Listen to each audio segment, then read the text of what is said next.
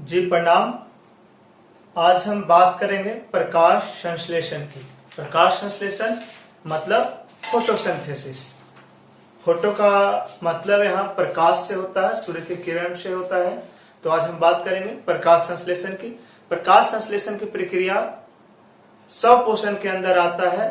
जिसमें भी 100 पोषण होगा तो उसका एकमात्र माध्यम प्रकाश संश्लेषण है। तो सबसे पहले हम बात करेंगे कि प्रकाश संश्लेषण होता क्या है। तो साधारण अकार्बनिक यौगिक अकार्बनिक पदार्थ जब कार्बनिक जटिल कार्बनिक में बदलता है तो यह प्रक्रिया प्रकाश संश्लेषण होती है।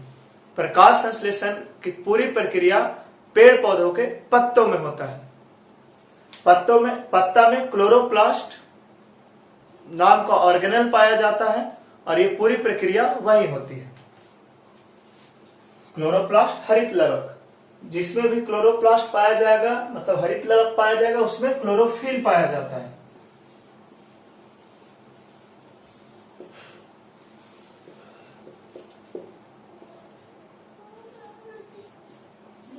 पर्णहरित, यही पर्णहरित पिगमेंट के कारण प्रकाश संश्लेषण की प्रक्रिया होती है। और पत्तियों को, पेड़ पौधों के पत्तियों को हम फोटोसिंथेटिक ऑर्गन कहते हैं, फोटोसिंथेटिक सिंथेसिस का अंग कहते हैं। और वो होता क्या है, वो क्लोरोप्लास्ट में होता है, इसलिए क्लोरोप्लास्ट को ऑर्गेनेल कहते हैं। अंग का छोटा रूप को हम अंगक कहते हैं। तो हम बात करेंगे कि प्रकाश संश्लेषण होता क्या है, ये तो हम क्लियर कर दिए। प्रकाश संश्लेषण में हरे पेड़ पौधे अपना भोजन तैयार करते हैं। इसमें समान अकार्बनिक यौगिक कार्बनिक यौगिक के रूप में बदलता है, जो पेड़ पौधों में भोजन का काम आता है। पेड़ पौधे में भोजन ग्लूकोज के रूप में जमा होता है, मतलब कार्बोहाइड्रेट के रूप में जमा होता है, मुख्य रूप से ग्लूकोज के रूप में। अब है कि हम कार्बोहाइड्रेट कहते किसको हैं, तो कार्बन, ऑक्सीजन और हाइड्रोजन, ये तीन चीजों का जो यौगिक होगा हम उसको कार्बोहाइड्रेट कहते हैं। अब हम बात करेंगे कि प्रकाश संश्लेषण के मुख्य घटक कौन है, अवयव कौन है, मतलब किस किस चीज की जरूरत प्रकाश संश्लेषण में पड़ती है। तो ये मुख्य रूप से 4 हैं।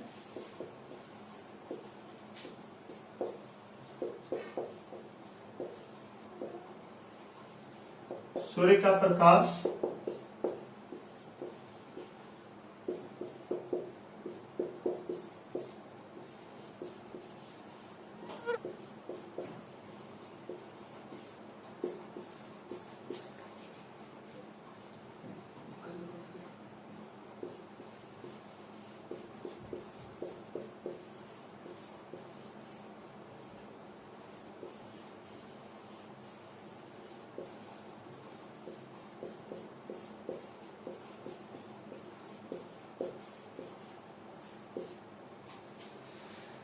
ये चारों जो है प्रकाश संश्लेषण के मुख्य घटक है। मतलब ये चारों के बिना प्रकाश संश्लेषण संभव नहीं है।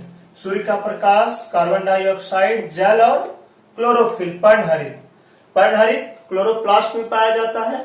एक बात हम क्लियर कर दें कि जरूरी नहीं है कि पेड़ पौधे का पत्ता का रंग हरा ही हो।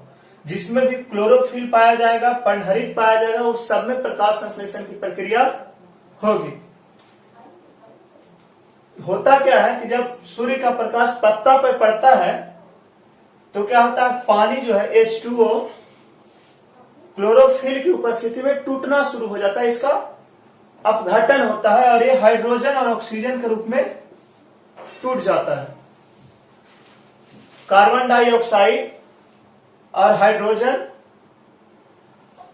मिलकर के ग्लूकोज का निर्माण करते हैं, मतलब कार्बोहाइड्रेट का निर्माण करते हैं, ग्लूकोज कार्बोहाइड्रेट का। और ऑक्सीजन जो है रिलीज हो जाता है। ऑक्सीजन पेड़ पौधों से बाहर आ जाता है। पेड़ पौधों में एक छिद्र होता है उसके पत्तों में, जिसको हम कहते हैं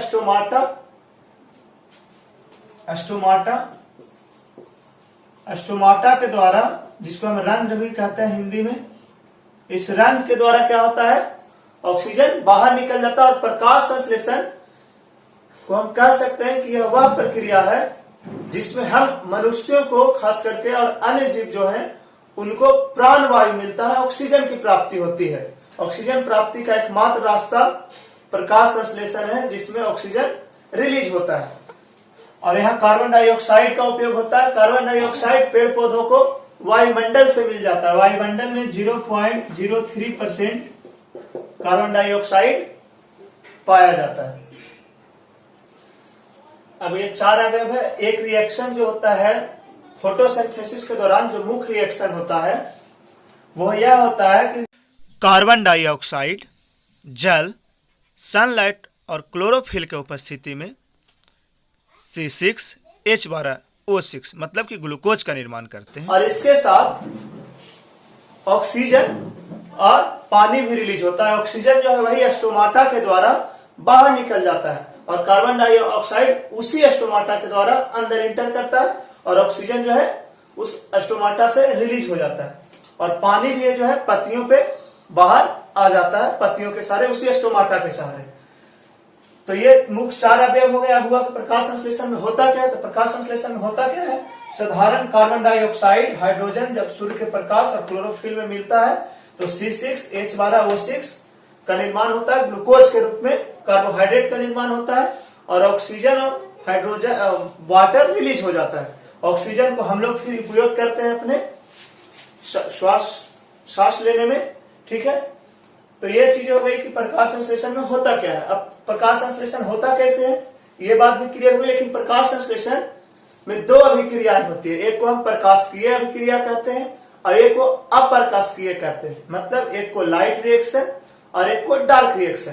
कहने का मतलब है कि जब सूर्य का प्रकाश वाटर पे पड़ता है, जब प्रकाश संश्लेषण की प्रक्रिया शुरू होती है तो जैसे ही सूर्य का प्रकाश पानी पे पड़ता है जो पत्तों में जमा होता है, पेड़ पौधों के पत्तों में जो पानी जमा होता है उस पे जैसे ही सूर्य का प्रकाश पड़ता है तब वो टूटना शुरू हो जाता है ऑक्सीजन और हाइड्रोजन के रूप में।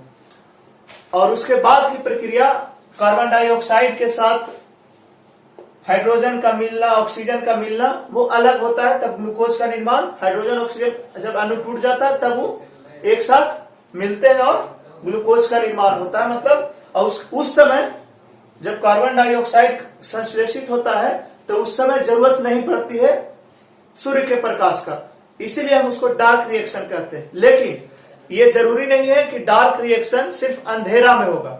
डार्क रिएक्शन इसलिए उसको कहते हैं कि उसके लिए सूर्य के प्रकाश की जरूरत नहीं है, लेकिन वो सूर्य के प्रकाश में भी होता है। लेकिन सबसे बड़ी बात है कि आखिर सूर्य के प्रकाश की जरूरत क्यों पड़ती है, तो वो है ये जो वाटर है उसके विघटन के लिए हाइड्रोजन अणु और ऑक्सीजन अणु टूट करके अलग अलग होता है। तो अब आ गया समझ में कि डार्क रिएक्शन और प्रकाश रिएक्शन क्या है। अब हम आगे बात करते हैं कि प्रकाश संश्लेषण जरूरी क्यों है।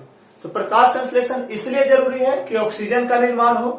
प्रकाश संश्लेषण इसलिए जरूरी है कि पेड़ पौधों में कार्बोहाइड्रेट का निर्माण हो, मतलब पेड़ पौधों का भोजन का निर्माण हो। अब है कि प्रकाश संश्लेषण सबसे ज्यादा कहां होगा।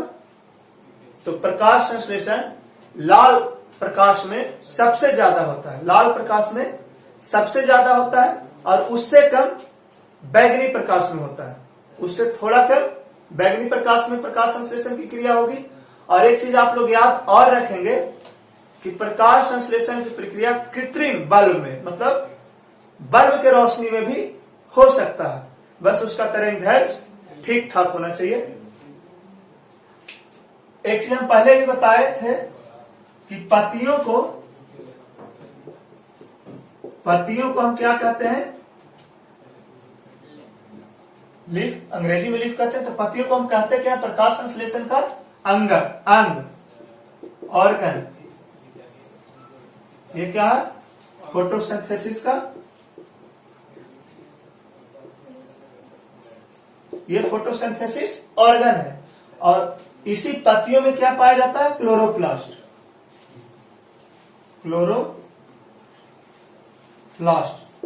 ये क्लोरोप्लास्ट क्या है, ऑर्गेनेल है।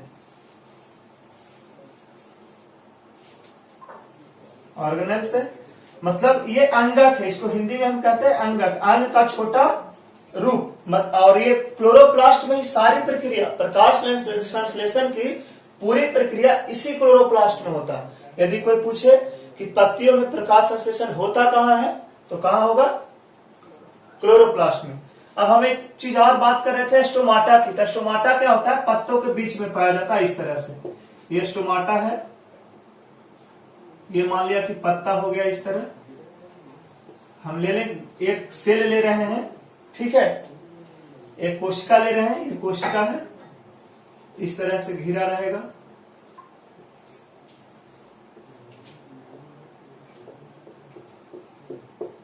और ये स्टोमाटा है। तो होता क्या है कि जैसे ही इसमें पानी, पत्ता में पानी भरेगा, पानी जो है कहां से आएगा, जड़ से आएगा, जाइलम के माध्यम से। जाइलम का काम है कि हर कोशिका तक जड़ से जो प्राप्त पानी होता है उसको पहुंचाना। तो जैसे इसमें पानी भर जाता है, ठीक है, पत्ता में पानी भरेगा तो क्या होगा, ये फैल जाता है, ठीक है। तो क्या होता है, ये स्टोमाटा खुल जाता है। स्टोमाटा खुलता कब है, जब पत्तों में पानी भर जाता है, स्टोमाटा खुल जाता है। और जैसे ही पानी खत्म होता है तो क्या होता है, चिपक जाता है, तो ये फिर बंद हो जाता है, ठीक है। और जब ये खुलेगा तभी जो है क्या होगा, प्रकाश संश्लेषण की प्रक्रिया हो पाएगी, क्योंकि ऑक्सीजन को बाहर आना है, कार्बन डाइऑक्साइड को अंदर जाना है। बस आज इतना ही। बाकी हम अगले क्लास में करेंगे कि जीवों में पोषण कैसे होता है। ये पूरी प्रक्रिया था पौधों में पोषण का, और ये स्वपोषण था। जिसमें भी स्वपोषण होगा उसमें क्या होगा, प्रकाश संश्लेषण की प्रक्रिया होगी।